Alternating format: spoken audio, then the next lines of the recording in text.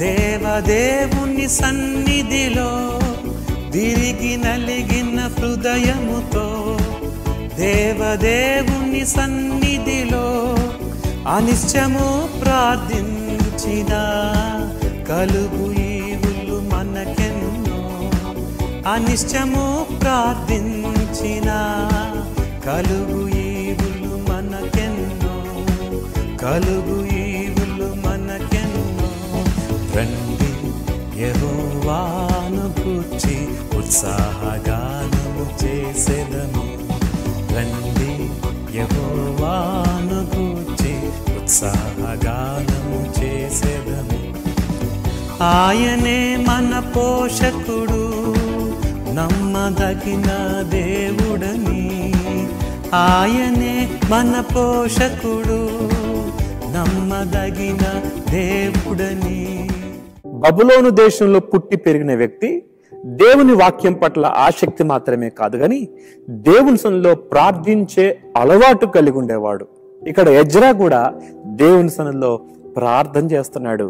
ప్రార్థన అంటే దేవుని మీద ఆనుకొనుట, దేవుని మీద ఆధారపడుట, దేవుని యందు విశ్వాసాన్ని తెలియజేసే గుర్తు ఏంటంటే ప్రార్థించటం.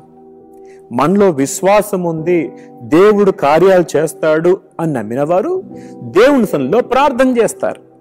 తమ జ్ఞానం మీద, తమ భక్తి మీద, తమ సామర్థ్యం మీద ఆధారపడేవారు ప్రార్థనను నిర్లక్ష్యం చేస్తారు. ఈ దినము మనలో ప్రార్థనా జీవితం లేదు అంటే, ప్రార్థన చేయట్లేదు అంటే అర్థం దేవుని మీద ఆధారపడట్లేదు అని అర్థం. అంతే.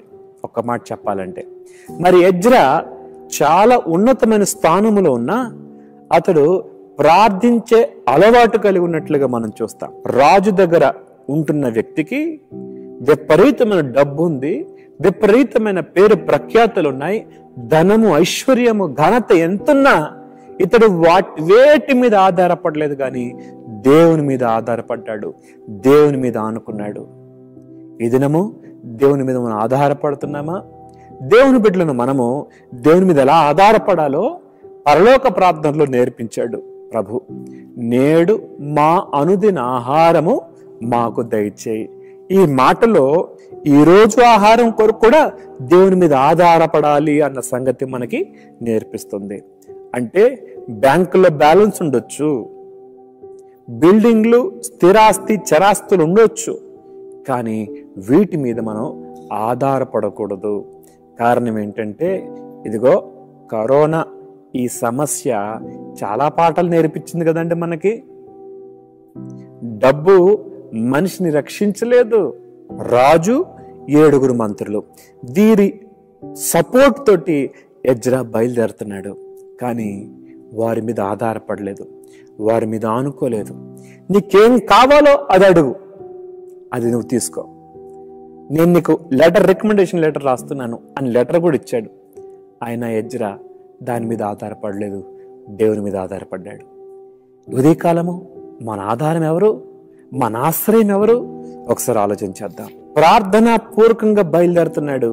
అందుకనే మనము ఈ ఎజ్రా జీవితంలో విజయాలు మనం చూస్తాం. మీరు ఆలోచించేయండి, ఎవరు దేవుని మీద ఆధారపడతారో వారికి దేవుడు తోడుంటాడు. ఎజ్రాకి దేవుడు తోడున్నాడని మనము 7:6 చూస్తాం, 7:28 కూడా చూస్తాం. యెహోవా హస్తము నాకు తోడుగా ఉన్నందున. దేవుని హస్తం ఎందుకు తోడుగా ఉంది ఎజ్రాకి? కారణం దేవుని మీద ఆనుకున్నాడు, దేవుని మీద ఆధారపడ్డాడు. ఉదయకాలము దేవుని మీద ఆధారపడతావా? నీ ధనాన్ని పక్కన పెట్టి, నీ పేరుని, ప్రఖ్యాతిని పక్కన పెట్టి, నాకు ఆశ్రయం దేవుడే అని చెప్పగలవా? ప్రార్థన. మహోన్నతులకు దేవా, పెద్దబడిన మాటలు మా అందరి హృదయాలు నీరు కట్టి ఫలింప చేయండి, నీ మీద ఆనుకునే వారిగా చేయండి. ప్రార్థన పూర్వకంగా అడుగులు వేయటకు సహాయం చేయండి.